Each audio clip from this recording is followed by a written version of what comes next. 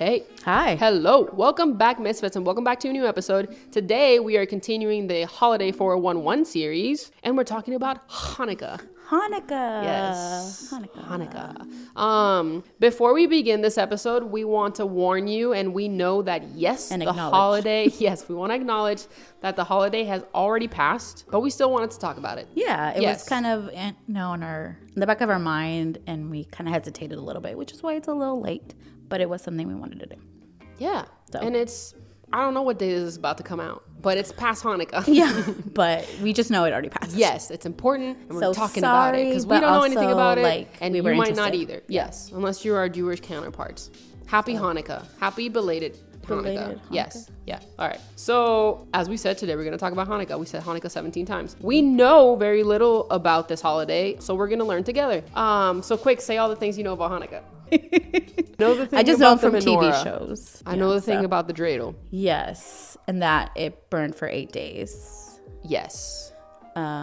I vaguely knew that. I just knew that they were like the 8 candles. I know about the menorah because we talked about it in the tabernacle episode. That's all I got though. I didn't know anything else. Know there's like certain food people like to prepare during that time, but I'm not too familiar with. I'm sure that I knew that there was prayer involved, yes, in the meals and stuff like that. But that's it. That's all I got. Yeah. I got very little as well. All right.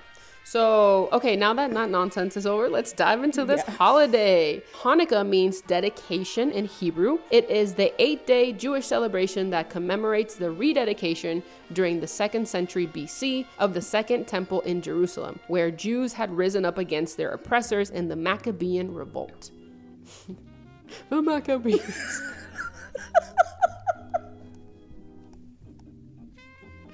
Oh my gosh, that's a Friends reference. But anyway, so let's talk history. So this revolt situation took place when the people of Israel were under the control of the king of Syria, who allowed the Jews who lived there to continue practicing their religion.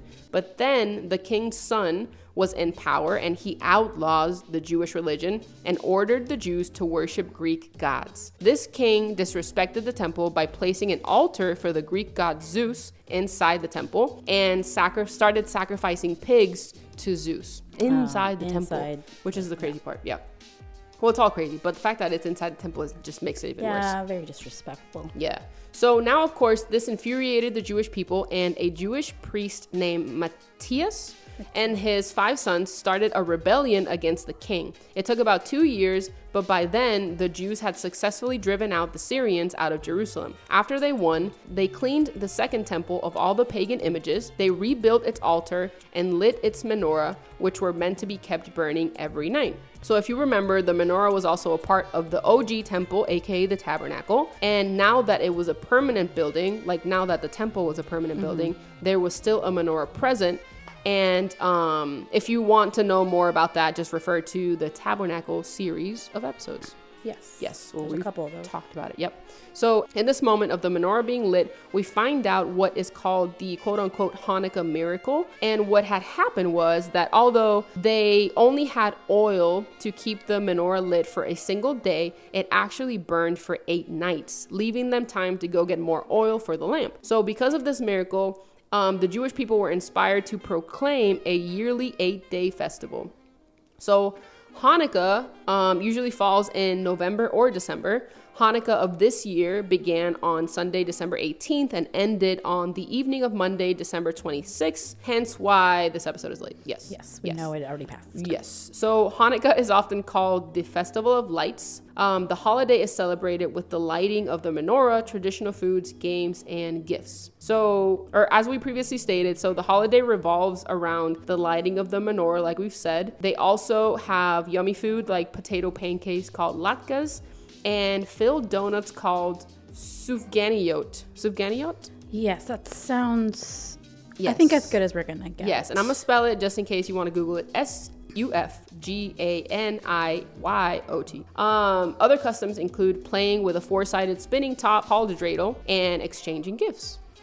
Yeah. So now to get a little teachy, there is more information about Hanukkah that we're going to leave for you to dig into if you want to. But there are other interpretations about Hanukkah, and you can see that in the show notes in an article that we'll leave. So you can get a little bit more information. Yes, if there's you'd like. all sorts of stories. Yeah, I think this is the one that most of us know, or two, it's or like whatever. more commonly known. Yeah. Yes, but there's all the traditions and stories and stuff, and we'll leave the article for you. So if y'all are interested, you can read a little bit more about it. But yes, so menorahs usually have 8 branches, but some now have 9 to accommodate the 8 candles, and then you use one to light the others. Yeah. So depending, it could have 8 or 9. Which is interesting, because if you didn't know that, you'd be confused. I'm like, dude, this one has 8, this one has 9. Can someone explain to me? So are you having an extra night? Yeah, like what's happening? Depending which one you buy. Yeah. Like, no. Yeah. Just sometimes it has an extra one for the lighting. Sometimes it doesn't.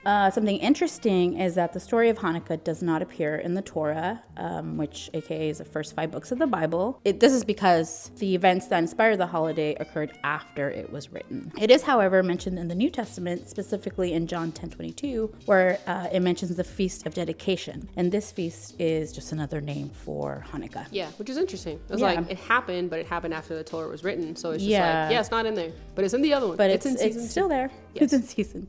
Particularly in North America, Hanukkah has exploded into a major commercial phenomenon, kind of similar to Christmas, right? But largely because it falls near, or sometimes it overlaps with Christmas, so it kind of makes sense. Although it does overlap with Christmas, it remains a holiday that does not place any restrictions on working, attending school, or any kind of other activities, which is interesting because a lot of the Jewish holidays kind of had those restrictions, right? Yeah. And so this one... Yeah, and it's like, I don't know. I feel like it's a Jewish Christmas, and everything shuts down for Christmas. Yeah. But then for Hanukkah, everyone's just expected to go to work, go to school. You're good. Yeah. And while we were preparing for this episode, I read, it was like a blog post or something. I think someone asked like, hey, do things close for Hanukkah? But a person responded and they were like, no, it's mostly about lighting the menorah. I think they do it at night or something, lighting the menorah. Yeah. And they go over their prayer and stuff like that. And then they just have dinner as a family. And then if they do gifts, they exchange gifts or whatever. But that's pretty much it. Yeah. And I know I've heard some will have a special dinner that first night,